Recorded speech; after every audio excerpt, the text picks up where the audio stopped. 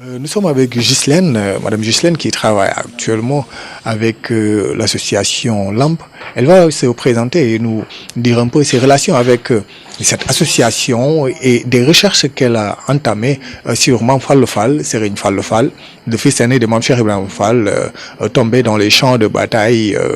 lors de la guerre mondiale 1914-18 ici en France, d'où la nécessité de célébrer la journée du 8 mai à l'Arc de Triomphe par Serigne Cheikh Fall Khady Gueye, son petit-fils.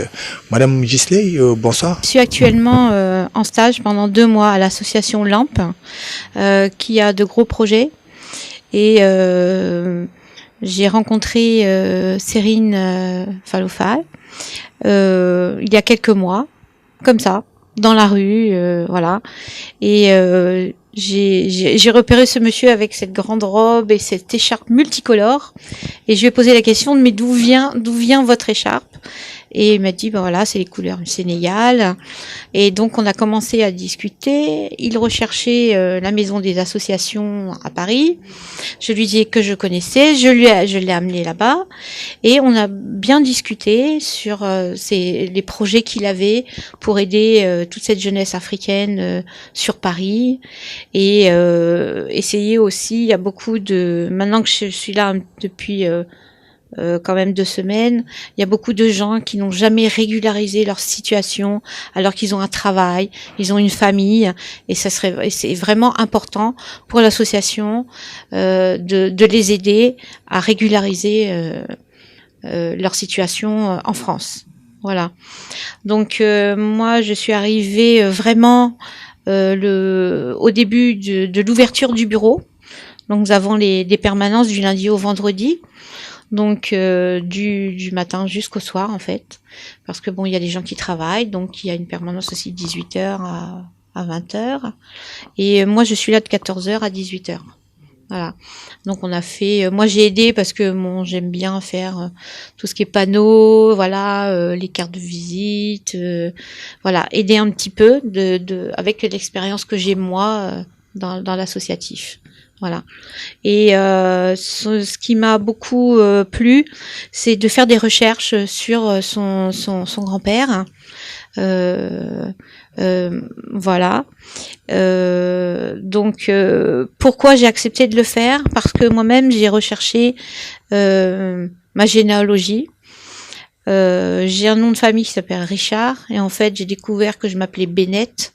et que vraiment je suis remontée jusqu'en 1600 dans ma famille. J'ai mis 1 an à trouver, et je viens de l'Occitanie en fait. Donc là, étant beaucoup branchée dans le militaire de l'année 14-18, des années 14-18. Donc j'ai dit, ok, je vais essayer de trouver quelque chose. Donc j'ai des pistes, mais il me manque beaucoup d'éléments. Et en ce moment, à Vincennes, les archives de Vincennes, les archives militaires, sont fermées. Donc je vais continuer le travail. Donc dès que j'ai fini le stage ici, je vais reprendre ça à plein temps. Et c'est vraiment passionnant de rechercher. Il y a plein de petits détails, plein de choses à découvrir, mais je pense que je vais réussir. Le grand-père de Serigne Cheikh Fall, Mame Fallou Fall, vous en pensez? Qu'est-ce que vous avez trouvé de nouveau concernant son dossier, par exemple? L'histoire de sa veste, parce que on dit que son matricule était le 22-22. Or, de par les recherches de mon arrière-grand-père, sur les vestes est notifié le numéro de régiment. Il est notifié d'un côté et d'un autre, pour quand un régiment en dépasse un autre à terre, ils voient que, ah tiens, c'est le 22e régiment qui passe. Donc on ne voit que d'un côté ou de l'autre. Voilà. Donc ce n'est pas le numéro de matricule. Le numéro de matricule, il va être dans la petite besace qu'ils ont. Ils ont une petite besace où il y a le minimum,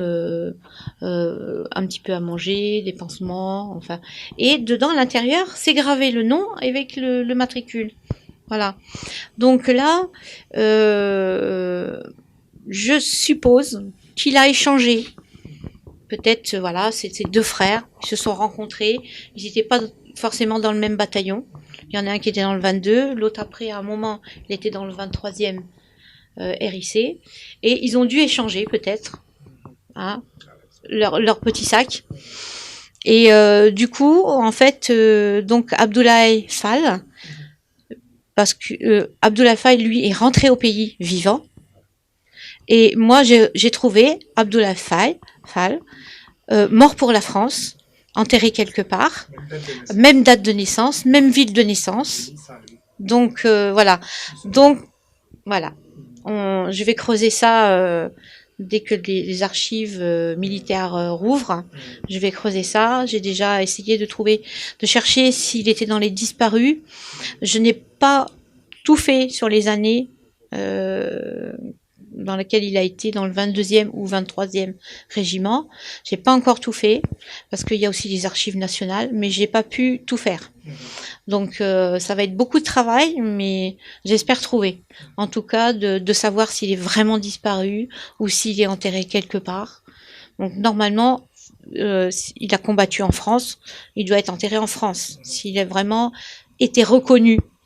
Parce que ce qui arrive aussi souvent, c'est que les gens, malheureusement, ils sont tombés sur une grenade, ils sont complètement déchiquetés, on n'arrive même pas à voir leur numéro de régiment, mais je pense pas. J'ai l'impression que je suis pas très loin, voilà.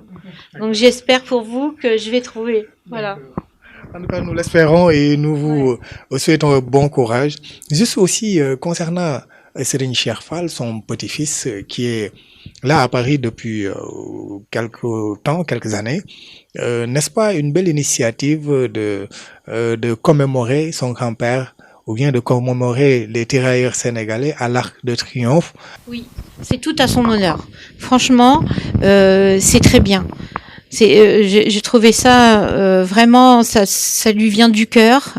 C'est vraiment une très grande commémoration. Malheureusement, j'étais pas présente cette année, mais l'année prochaine j'y serai. Ouais. Et vraiment, il faut continuer les recherches et surtout commémorer ça tous les ans.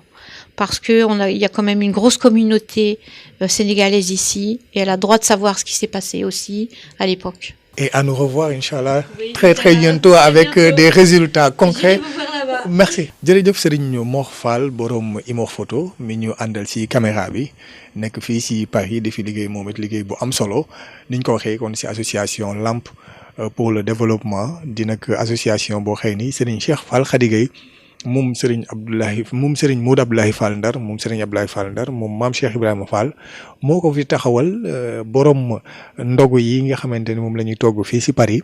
borom kër maam Cheikh Ibrahima Fall di projet bu am solo boo xëy ni mu ngi dox bu baax a baax waaye it borom le 8 mai suñ ko waxee di nag bis bu mag bi nga xamante ni suñu borom dogal na ni mu ngi koy taxawal fële sa Arc de Triomphe ngir nag fàttaliku ñii ñu tuddee ay tirailleurs sénégalais te nag maamam ju tedd jooju bokk ci di Serigne Fallou Fall di taawu maam Cheikh Ibrahima Fall di ko def foo ko président bi di defee 8 mai boobu nga xamante ni bu ñu xëyee ñoom teg seen i gerbe de fleurs commémorer seen i combattants ngoon gi moom mu ñëw ànd ak une forte délégation officielle daal di teg loolu nga xamante ne moom mooy comme tàmbali commémoration bi jëmale ko si tirailleurs yi ñoom ñëpp rawatina si maamam kon tey ñu fekk ko si bureau association bi sëñ bi ñu ngi lay ziar bu baax a baax ak li nga xamante moom lañ dégg soxna su baax si yi nga xamante ni moom it wax na ko jëm si recherche yi muy def jëmale ko sa maam projet boobu jamono ji fan la toll. waaw li nga wax noonu ci bisu sëñ Modou sëñ Falilou Fall di taawu maam Cheikh Ibrahima Fall. lu am solo la ndax ñun biñ fi nekkee ba léegi nii jiite association Lamp kër maam Cheikh Ibrahima Fall association bi li ko tax a jóg rek waxoon nañ ko ci émission bi nga fi ñëwee woon ak sëñ Mamour mooy fexe ba Cheikh Ibrahima Fall am fii kër ci dëkk bi ba njaboot gi ku fi ñëw ci dëkk bi doo tumuranke fexe tamit ba xale yi xam seen diine muy alxuraan karimun fexe tamit ba ku fi wàcc ci dëkk bi am foo dal waaye dañoo passé jéego yooyu dem nag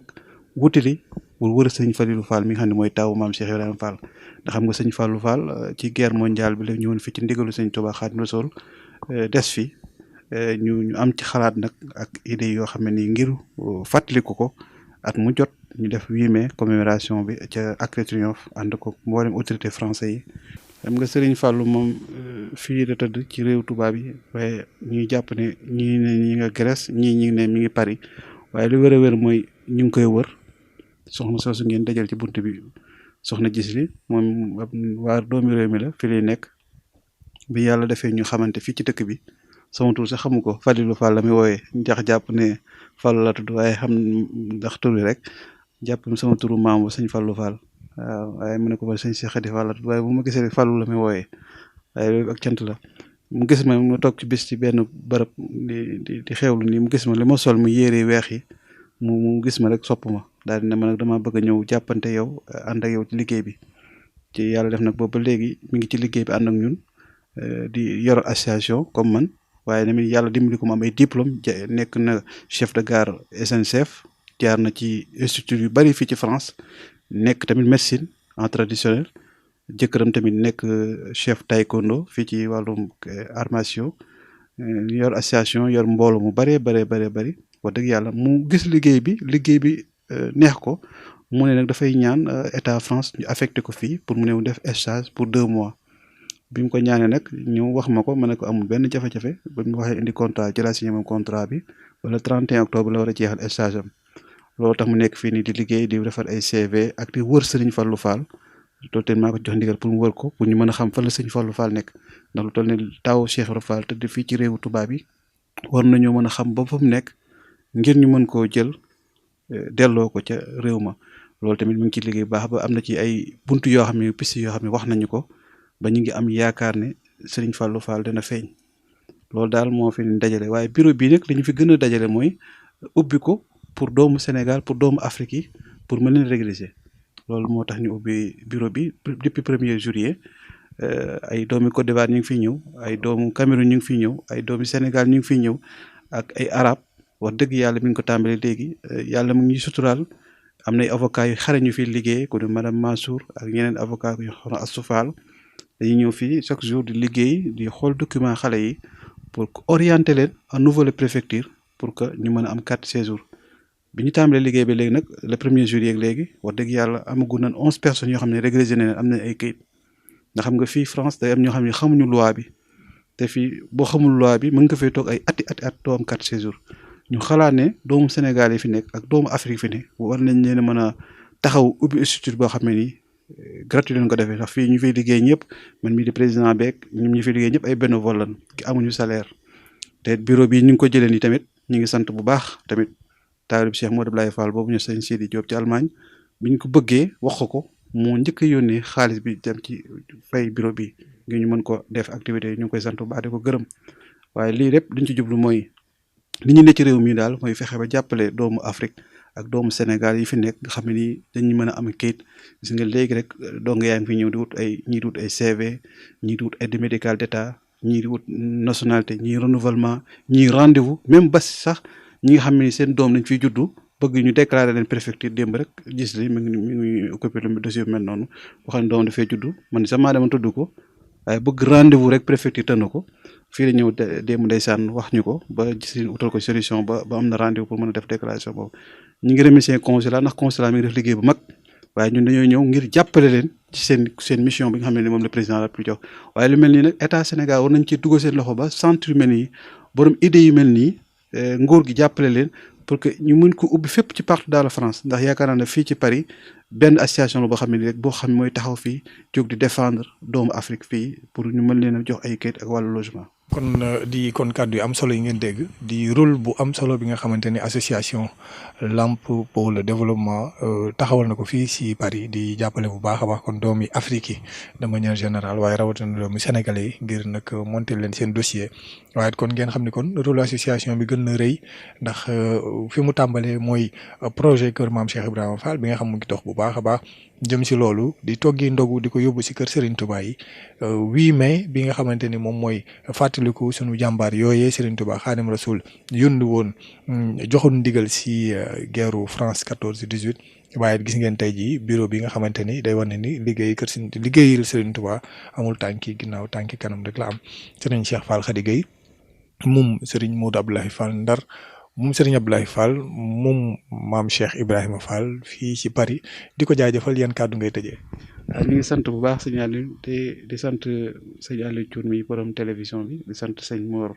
caméraman borom Imo photo di sant sëñ Mamoun Ndaw suñu xarit bu baax ba di la sant yow it bu baax sa déplacement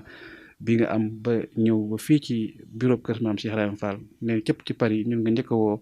ñëw tamit ba fii tey seq ak ñun jotaay ngir nemmiku liggéey bi ndax ba nga fi ñëw liggéey bi yegg si wutoon fii tey avancement am na yokkute am na kon ñu ngi sant bu baax di soññu taalibe yi di leen xamal ne bureau bi moom bureau ñëpp la mooy dimbali doomu Sénégal doomu Afrique dina ubbi tous les jours lundi ba vendredi même samedi sax day ubbi ngir rek jàppale xale yi ngir ñu mën a am ay këyit ngir mën leen orienté waaye tamit liggéey bi tënkul foofu ci këyit rek waaye kër maam Cheikh Ibra Fall mooy sunu projet boo xam ne ni moom lañ sëmb di soññu